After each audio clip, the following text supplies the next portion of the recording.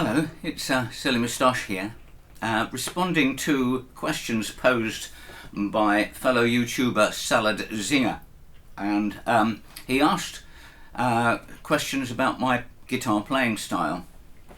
He said, "I'd like to understand the evolution of your preferred picking styles. You tend to flat pick and also play with just thumb and index finger, quite true. Was it ever thus? Pretty much, or have you tried PIM, PIMA, which are classical approaches to using different fingers for different strings and things like that? Have I? No, never. Your experience of how your different picking techniques have been used in different musical styles. Well, that's kind of important. So let's try and break that down a little bit.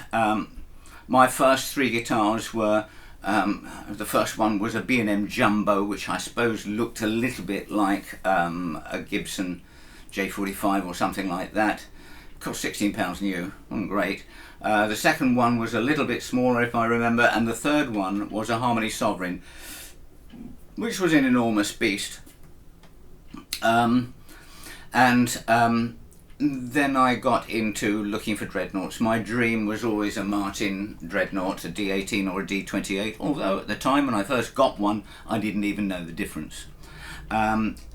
So I footled about with these things, not doing anything really good. I had a couple of teachers.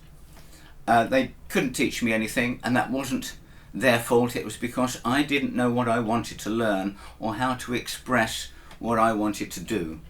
And so I wandered around. I got some basic chord information from the guys in the band, because I was a drummer at the time, and made my first big mistake trying to learn acoustic guitar from electric guitarists.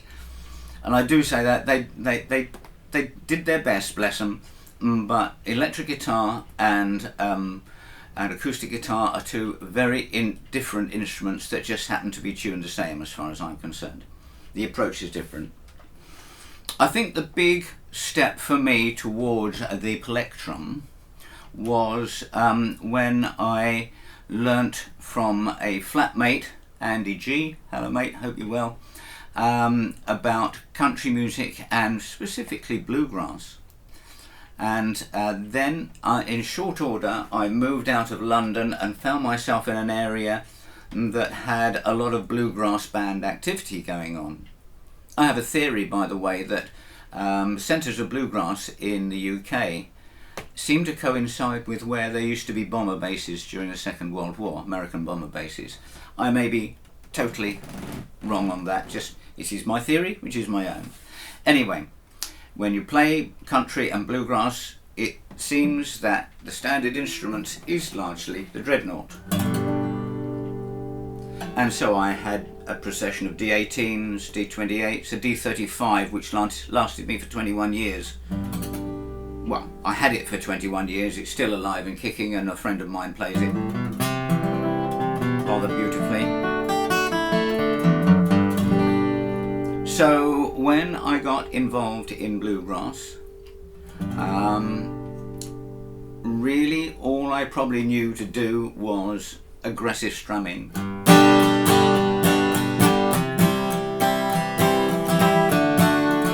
All that sort of stuff, which I hate. It's not very musical, it's noisy, all six strings at once. That evolved into the boom chick style. And that evolved into these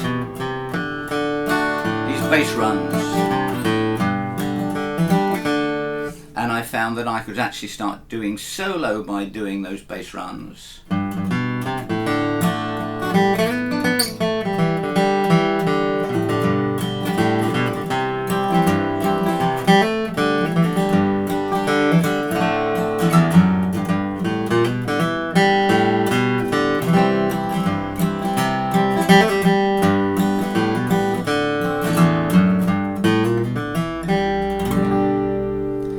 I guess I just sort of adapted that sort of style for when I was playing more singer-songwriter material, very influenced by West Texas people, in particular Guy Clark, and found that with a little bit of understanding of those bass runs, I could start bringing out the melodies.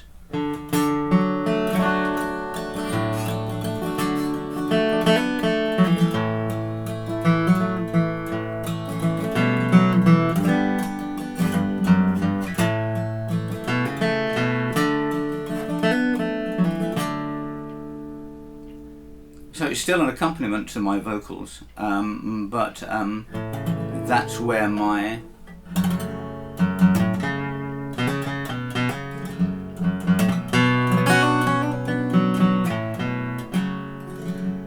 But I got interested in people like Jimmy Rogers and such, which prompted my search for a triple O and then a double O, and one of my latest acquisitions is an Eastman version of a Martin style O, which is not boxy, which is not tinny, which is not less loud than a Dreadnought, but it is more compressed. Gives you more feedback, more tone from just a fingernail, and my fingernails now are very thick, horny old claws by an old man. Why do I only use one and one? I don't know, but I wonder whether it's something to do with the fact that I'm left-handed, and so this is not my dominant hand, so it's not my most intelligent hand. This is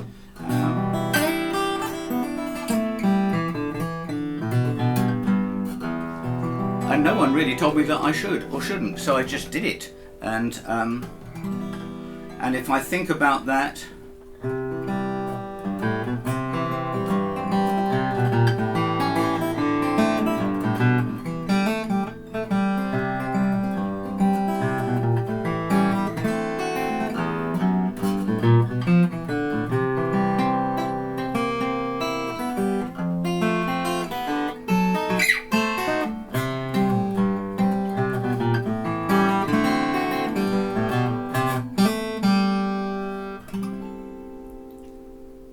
see, it's still mostly done with the thumb, as the flat pick does on another guitar, mostly.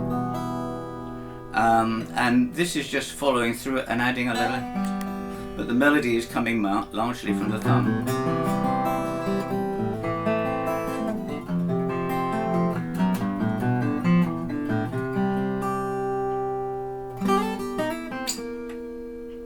See, I'm even playing on the G string.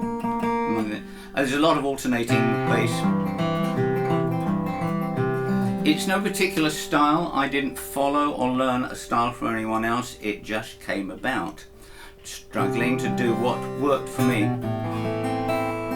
Which I think is good advice, because if you learn the style of somebody else, you're never going to be as good as them because they developed it. But if you learn your own style, you're number one in the field.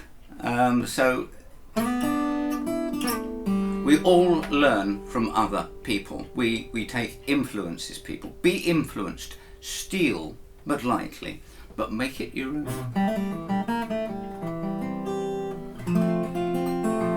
When I perform, I have to say I rarely perform fingerpicking.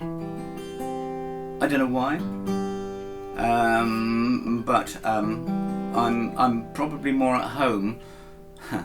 I'm probably more at home on stage with a flat pick, and I'm probably more at home with thumb and finger. I hope that answers your questions, Salad Singer. I look forward to more of your questions and anybody else's questions. I'm thrilled to doll rags that anybody should be interested in asking me questions. So please do. So if you have been, thanks for watching. Bye.